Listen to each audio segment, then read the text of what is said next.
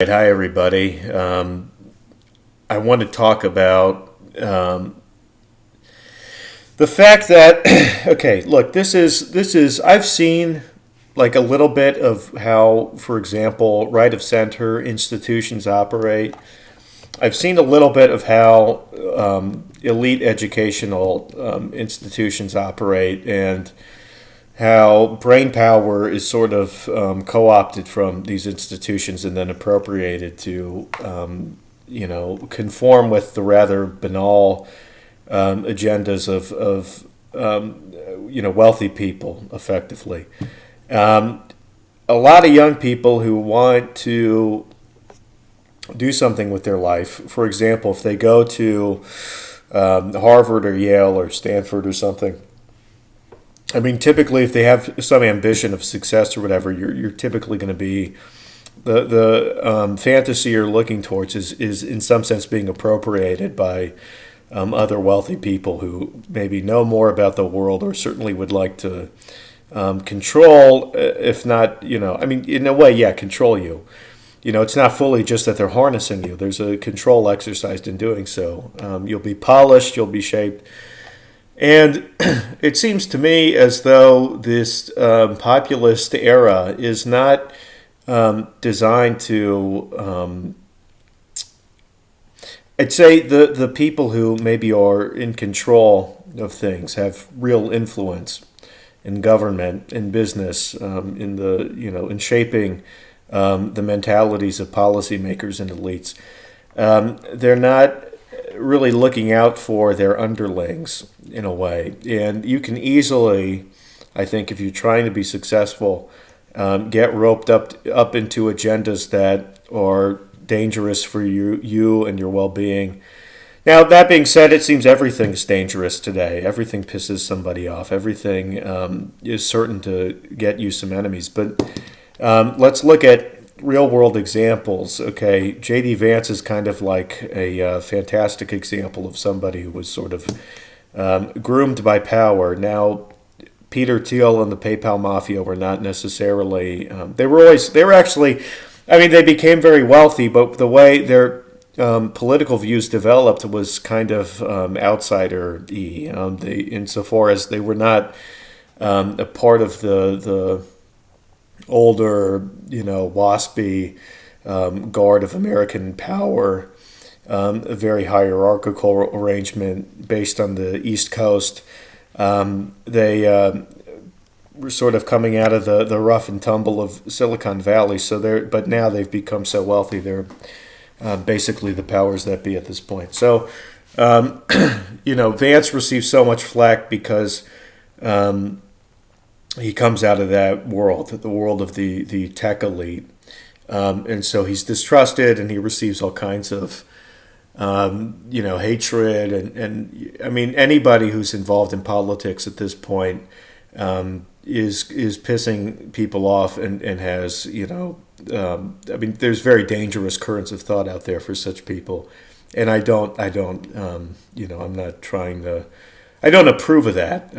I don't approve of a society of people who lash out at things that they don't really understand. And that's not to defend Vance and the tech oligarchs, but to encourage some civility at the very least, or thoughtfulness in this country, even in relation to the things that are especially precarious.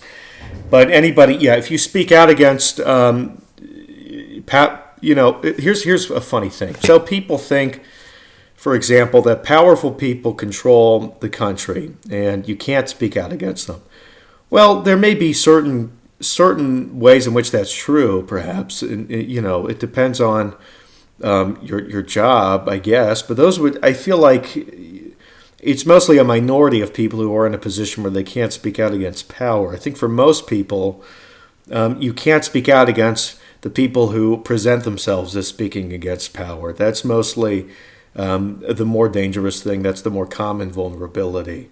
To the point where, even when I share an opinion and whatnot in a forum like YouTube, which is public facing, any asshole can show up and watch and think whatever. And in the sort of anarchic jungle of the internet, the typical common outlooks are hysterical and just angry at everything. And people today are like, I always use this metaphor, they're like animals that roar at and attack their own reflection in the mirror. People have bestial, I forget how you say it, wrath and rage at things that they don't understand. And what they understand might be bad, okay?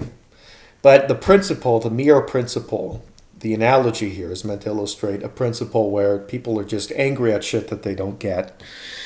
And which is why I don't design my videos in such a way as to speak towards the popular currents of thought. And I'm not trying to entertain people, and I'm not trying to incorporate people into, the running and popular internet narratives, because I would rather be against the current, and I would rather be filtering a lot of people out.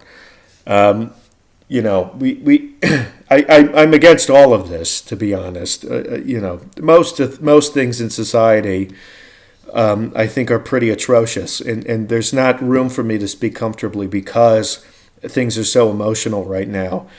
I've illustrated two camps. They're not the only camps in society. One would be the shills for power. The other would be the people who have, an obsession with speaking ill of everything that seems to resemble power. And even if they, identify things which are powerful, that's not to say that they have any lucid comprehension of these forces, which makes the critique kind of worthless. But these are not the full extent of communities in the U.S., but they're certainly powerful ones, right? Even the so-called powerless in aggregate represent a powerful force in society, especially because the voice they speak with is so uniform. And yeah, like I said, these people are as dangerous to criticize as the powerful. It'd be way more easy. It'd be way easier to attack the president and Trump's administration and all the people working for him, or even the elites of the Democratic Party. That's in fact less dangerous than attacking the public mob. The public mob has fighters and people who, as I said, are as I have suggested, are extremely stupid and have low impulse control, and will do crazy, chaotic shit at the drop of a hat. So it's hard to ever speak honestly, in a forum like this in particular, in any capacity. You're not safe among the mob. You have to be. You're not very safe if you're especially impolitic among elites. The only antidote, frankly, I find is, reading, I think, presenting ideas, even very, very provocative or taboo ideas through literature is relatively safe, because nobody in this country fucking reads. Because nobody reads. So all the dumbasses pick up on the narratives that get distributed to them through their fucking cell phone, because there's people who make billions of dollars hijacking the attention of those whose behaviors can be quite easily distilled into a series of, a behavioral psychological profile. If they can distill you into some mechanistic understanding of input and output, they can, sell you things that can provide you with narratives that you'll take interest in. Those narratives tend to be international and national. So it's like the main narrative surrounding the federal government, or, some really reductive understanding of foreign policy, which I'm not, our foreign policy today is really bad, but so I'm not, but these are the typically the things that attract the most amount of crazy, because it's the lowest common denominator that gets involved in these things. So it's always important, frankly, if you want to avoid a lot of bullshit, don't speak towards those things, or speak of those things indirectly. or you'll be attracting any fucking asshole and idiot. And I mean, yeah. I guess I'll close with this idea. I've seen my whole life the struggle of the Overton window. The struggle with, there's so many things going wrong in society, or at the very least, so many things that are questionable. And it's been impossible to discuss these things or react to them authentically because of political correctness and because of emotion and heatedness. It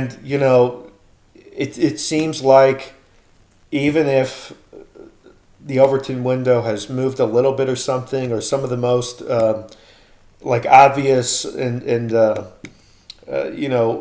taboo ideas supposedly, or people are more familiar with now, the way people talk today and the kinds of ideas they invoke they couldn't have done 10 years ago. I don't think that translates necessarily into the most helpful and serious contributions to the public conversation, because the situation is still grave.